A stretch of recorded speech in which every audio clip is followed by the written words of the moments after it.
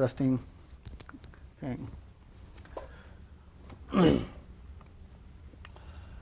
It's actually one of the backup slides I had. Just trying to relate it to like the CTD names that you have and so forth. When you're on local loop, the T number is the local loop ID related to your alpha. I think I have a slide on that also in the number game itself, which is where the T number comes from. So, but before we go into that, let's talk about the loop initialization process. So this is how a private loop initializes. This is how devices on private loop figure out their addresses.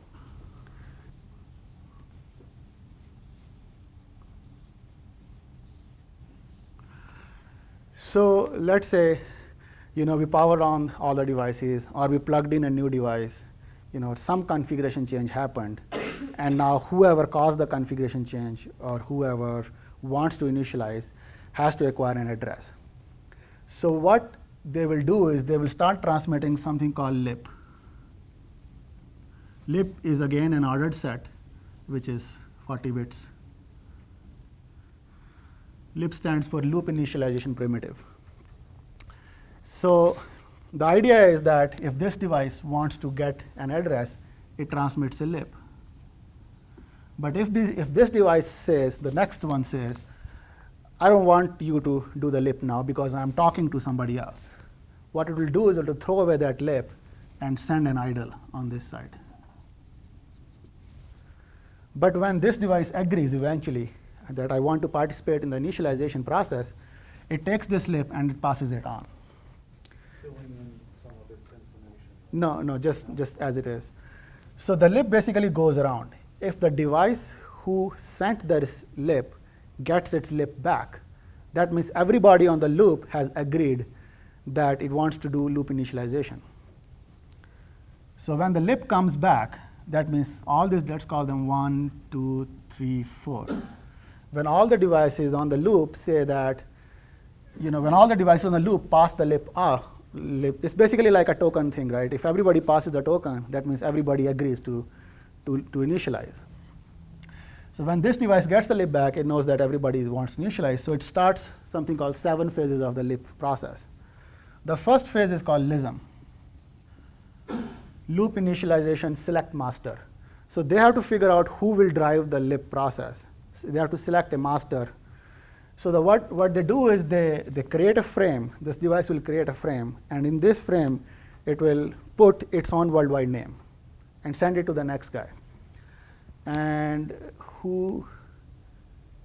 I didn't put it over here. So the next guy will basically look at the worldwide name and compares it with its own worldwide name. And if this guy's worldwide name is smaller than this guy's worldwide name, it will replace it with its own worldwide name and transmit it. So eventually, somebody is going to get the LISM frame back with its own worldwide name. So whoever gets the LISM frame back with its own worldwide name becomes the master, because everybody else has agreed that you get to be the master. After the LISM, the guy who becomes a master prepares a bitmap. It's a 128-bit bitmap. So every bit in that bitmap represents to one address on the loop. Actually, it's 127 bits. So it basically takes that bitmap and sends it around, and it puts a header which says LIFA. LIFA stands for loop initialization fabric assigned. So basically, if there was a switch present on the loop, they all want the switch to acquire its address, or all the devices which are talking to the switch or are aware of the switch to acquire their addresses as the first priority. So the LIFA frame goes around, and whoever was talking to a switch, you can ignore it for now, but basically sets a bit saying that this address belongs to me. Once LIFA is done, then the next phase is called LIPA, loop initialization previously assigned, which means that if I took a new device and plugged it into the loop, everybody else's addresses should not change, which means everybody who previously had an address should be able to acquire their same address again. So when LIPA frame goes around, everybody who previously had an address will find that that bit is still 0, which corresponds to their address. So they will set those bits, saying that, okay, these addresses now belong to us. After LIPA, the next phase is called LIHA, loop initialization hardware assigned. So if you did have jumper on the drives, which said, you had this hard address, you have this hard address, you have this. So this kind of coming from parallel SCSI. Or you have an enclosure which assigns hard addresses to devices. So that's where the LIHA frame goes. Whoever has the hard address will try to acquire their hard address. When you have something that is like an enclosure that does that, is it actually setting a whole range of bits for its whole enclosure that it? Yeah, so the normal enclosures have one address you set, and then it automatically linearly assigns an addresses to all the devices. So that's what happens for like internal drives? Yes. Okay. So internal drives the enclosure. Or if you're on a platform that has internal fiber channel drives, the same thing happens. I think yes, the Sunblade one, I'm not sure the Sunblade 1000 does that or not, but A5200s and all those arrays do that. Okay. They have a protocol, internal protocol, where they assign hard addresses to all the drives. So actually Sunblade 1000 was designed in such a way that there are only 2 drives and they will always get the soft address. But They'll always be able to acquire. But they need to prevent an external drive from taking it as well, so. Yeah, and the thing is, even if you had a hard address, you cannot prevent it, because it really depends on who comes in the loop first. If whoever comes in the loop first acquires your hard address, you're out of luck.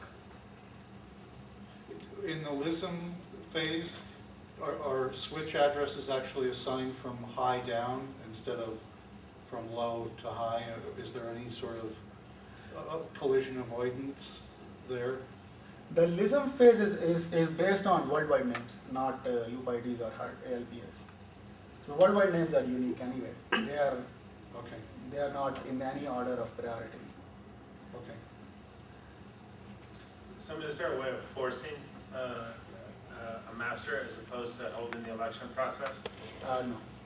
So it's always an election and it's always the low. I mean, you low can bit cheat, width. you can set all zeros and Yeah, sure. the master, but that's cheating. Okay. So then it's called loop initialization hard assigned. So this is where you may or may not get your address. If you don't get your address, then you have to resort to the last phase, which is called LISA, loop initialization soft assigned, where it basically means whoever does not have an address now, please set a bit. And back in '97, we actually did an experiment where we connected 132 devices on a loop, and some of them were not able to acquire their addresses. So they simply did not participate in the loop. So after these 4 phases, now everybody has an address. Now, people thought it would be nice if everybody knew where everybody else was. So they did something called LIRP, loop initialization report position. What this means is that they take an empty frame, basically a frame with all zeros, and send it around. And in the beginning of the frame, they had a number of devices. So number of devices initially will be 0. When this, let's say this is the master, he creates this frame, sends it to the next device. The next device looks at this number, increments it by 1, goes to the previous address, like 0, and puts its address over here. Then it goes to the next address, it increments it by 2, and puts the address over there. The 8 bits. Those are 8 bits. The loop, the port addresses. So when this frame comes back, now you have a very clear information of who all are on the loop and what are their relative positioning, who comes after who. So the last phase is called LILIP, loop initialization list position. And in this phase, what happens is this frame which we created during LIRIP just goes around so that everybody gets it. Everybody knows the LILIP map. So with this, everybody has an address, and everybody knows where everybody else is. There is one problem, though. LIRIP and LILIP are optional because they were introduced later. And HP Tachyon does not support this. So in case of HP Tachyon, this will not happen. and you have to actually log into every device or potentially all the devices to figure out what all devices are there. So with this information, now we can actually go back and look at what happens when you don't get your hard address. Basically, that's when the target ID becomes worldwide name.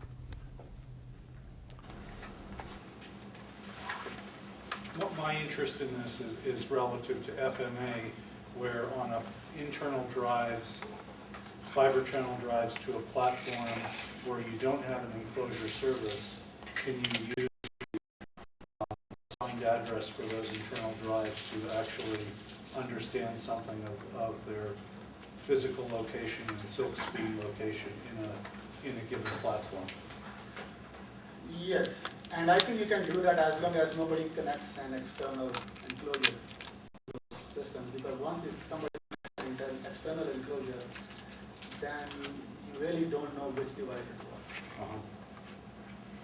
So, Chris, since you've squeezed the toothpaste out of the tube, you want to explain briefly what FMA is? FMA is fault management architecture. We're working on enhancing Solaris to include fault management facilities for the I/O subsystem and devices and disks. And a big part of that is actually understanding what's where, from a physical topology standpoint, how it's labeled, so forth. It goes to, for you folks that actually talk to our end users, it goes to predictive failure analysis as well as self-healing networks, and the ability to quickly isolate a fault and then tell the end user things that they can do to rectify this fault, or certainly give you guys fault codes so you can very, very quickly diagnose a SAN event. We have a large number of unexplained SAN events. In fact, that's the #1 complaint at many of our large customers, and this is to sort of drive that down. It's also a requirement for Solaris. Anything in Solaris land moving forward, you must have FMA capability. So it's a big initiative for us. Have you guys heard of FMA before? Anyone? A few people? Nobody? Okay. Thanks. Okay. So we're talking about worldwide names. So it's kind of like the MAC addresses on the Ethernet card. So people actually did not stop there in Fiber Channel land. They came up with this port worldwide name and node worldwide name. The idea was that they thought of something called a node, and there is no clear definition of what is a node. A node can be an HBA with 2 ports, a node can be a system, or a node can be a cluster. So there was no clarity on what exactly is a node, but they thought that it will be good to have a unique address for the node as well as a unique address for the port. And what ended up happening was that today, every port has a node. So every port on the system has a port worldwide name and a node worldwide name. So node worldwide name, I don't think it's very, very much used. The only thing which is used is port worldwide name. We already did the IP network analogy. So the IP addresses are pretty much like the ALPAs. In case of this, so this is 8-bit address, or in case of a switch, the 24-bit address. And in Fiber Channel, it's mostly DHCP all the time, except that hard address when you assign it. And the worldwide names are like MAC addresses. Okay, let's go to the next slide. So the switches had the 24-bit port address, which is divided into 3 parts called domain, area, and port. So I actually talk about a DEVAR disk name. So not to scale, but so this is 24 bits.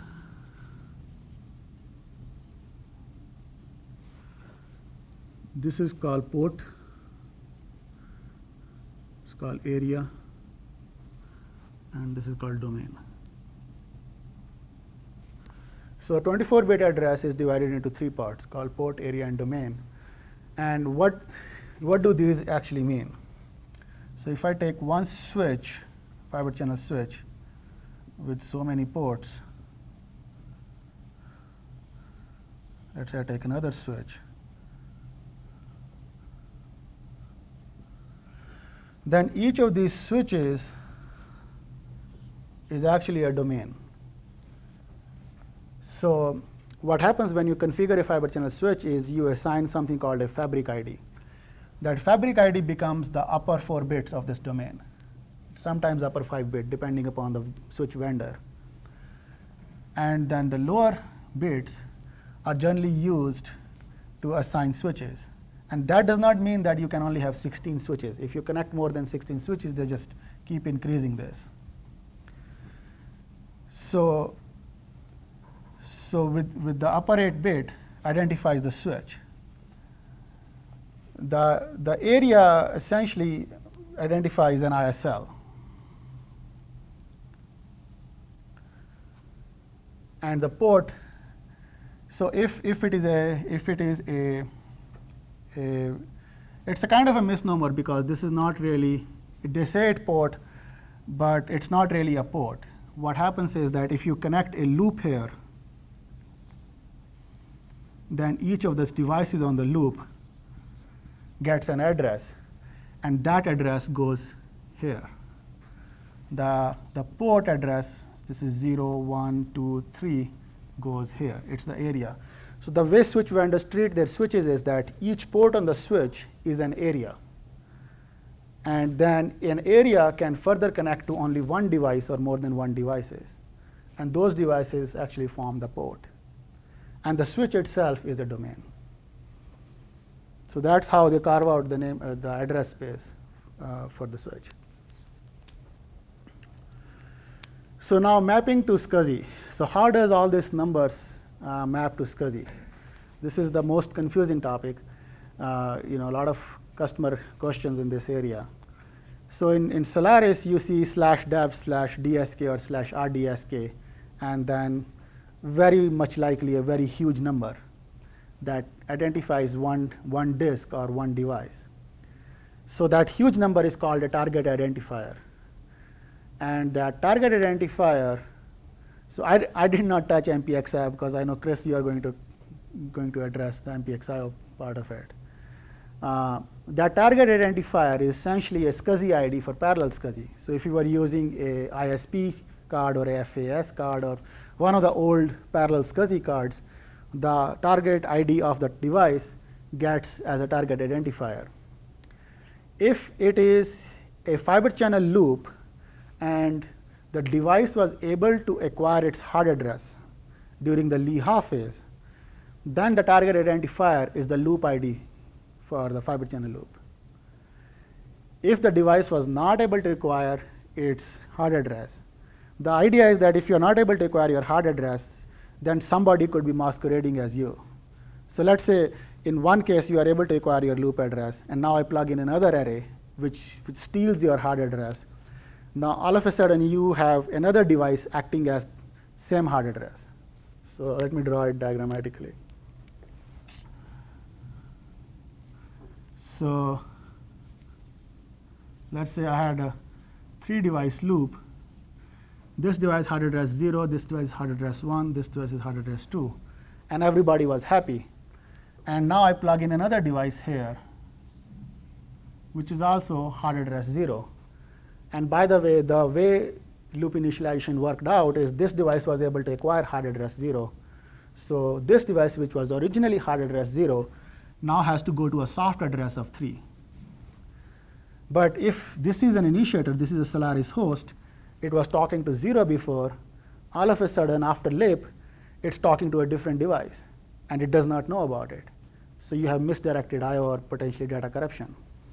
So to avoid that situation, what Sun decided was that if you are not able to acquire your hard address, then you have to go to something more unique than hard address, and that is the worldwide name.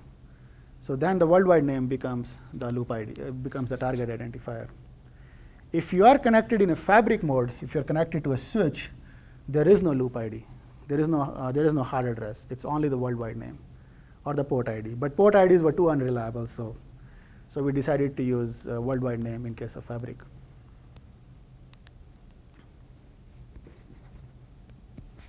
And that's about it.